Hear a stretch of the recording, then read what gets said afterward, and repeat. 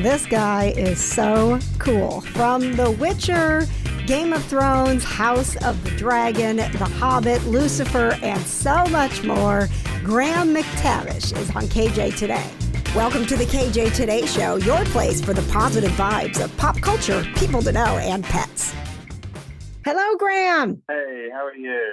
Oh, man, I am absolutely thrilled. It is a delight to talk with you, sir, who have been in so many shows and movies that we have all grown to love. And today in particular, let's talk about how exciting it is for you that we, fans of The Witcher, finally get to see what's going to happen in season 3. Oh, yeah. I went to the premiere last night.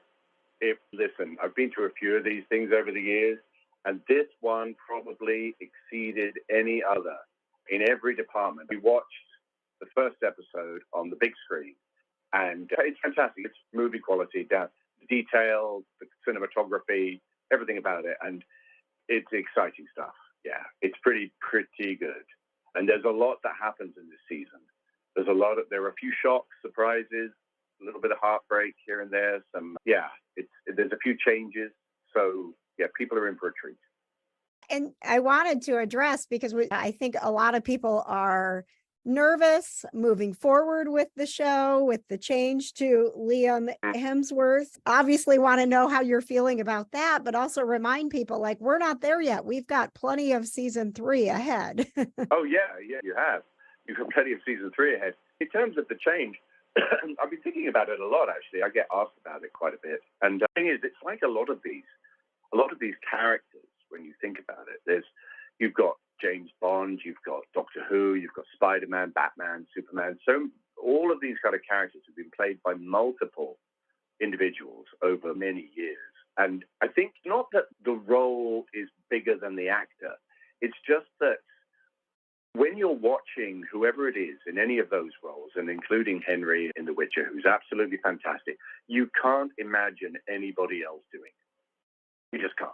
When you're watching Spider-Man with whoever in it, when you're watching James Bond and it was Sean Connery, you can't imagine anybody else doing those roles. But when it comes to it, what they bring and what Liam will bring will be something unique. It really will. And it's something that you won't be expecting. And everybody is, understandably, people get nervous about change and all the rest of it. But I know for a fact that Liam, I know his brother a little bit, Chris, I knew him in LA before he became Thor. And he's a lovely guy, first of all, which is something he has in common with Henry. And he will be, more than anybody, working so hard to make sure that he fills those boots to the brim.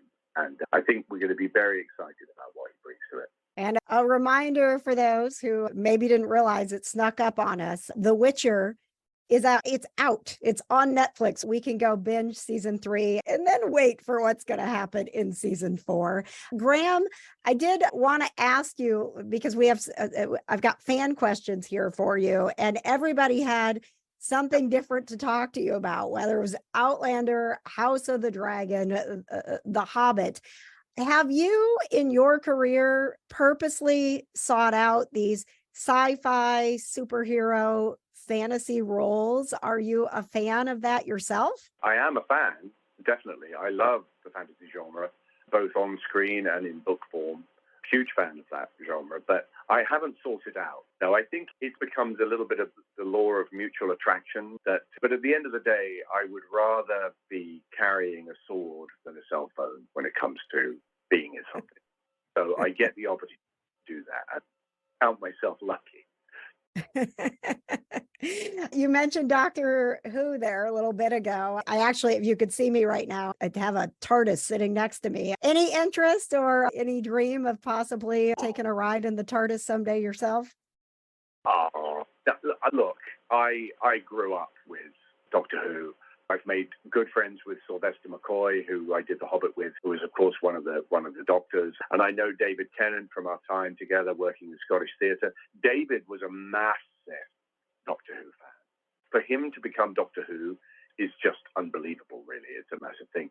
For me, I think, if I'm honest, I would love to play some kind of villainous adversary of the Doctor. If I was Bond, I never wanted to be James Bond. I always wanted to be the villain. I just think they're such cool roles, and you don't have the pressure. You don't have the same pressure. Give me a villain in Doctor Who, as long as I don't have to wear massive prosthetics. Speaking of villains, one of our fan questions this morning, Hannah said she's a huge fan of Lucifer, and she said, ask Graham how it was playing such a conniving but convincing priest. Yeah, I had a lot of fun on Lucifer. Both Tom Ellis and Lauren German, who played the two leads, so just delightful to work with. Very reminiscent, actually, of Sam and Katrina in Outlander.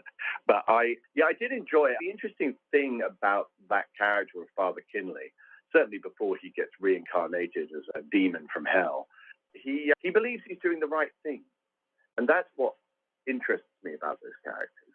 That people who commit evil, on the whole, I would say, don't see themselves as evil. They believe in what they're doing, however warped it is. So I'm interested in exploring that as part of the human condition in these roles.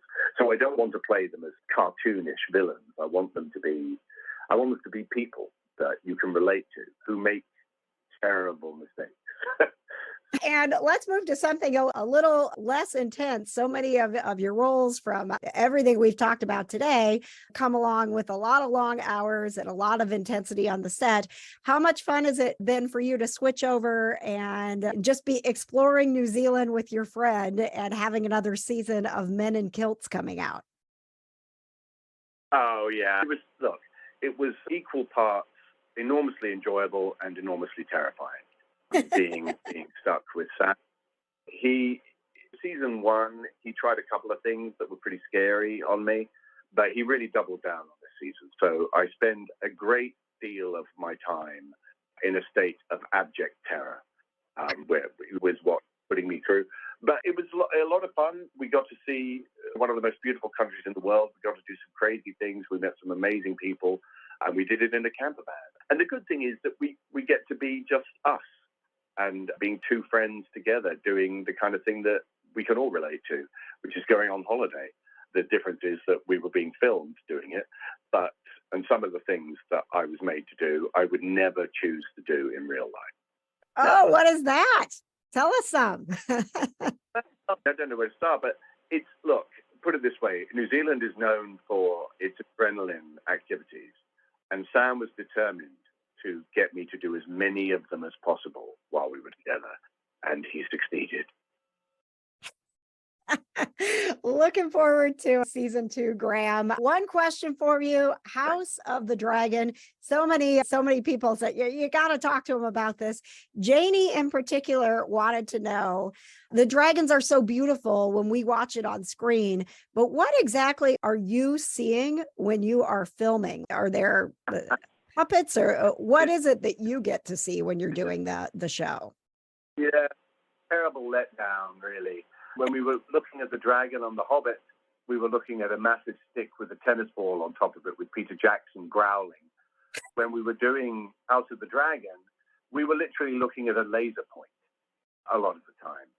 So there was I remember we did one sequence where we were on what they call a volume. So it's one of these sort of 360-degree screens. I think they do The Mandalorian in a similar way.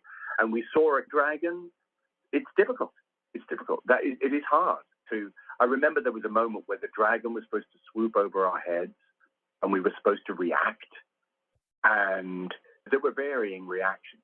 People practically fell to the ground and everything. And I found it really hard. I ducked a little bit. And I remember the director coming up to me saying, "Listen, Graham, it's a dragon. It's enormous.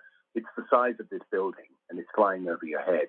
So you need to look as if you find this quite scary." And I'm like, "Oh, okay." But it is just a laser point. He goes, "Yes, I know. But imagine really, really big." So that was a challenge.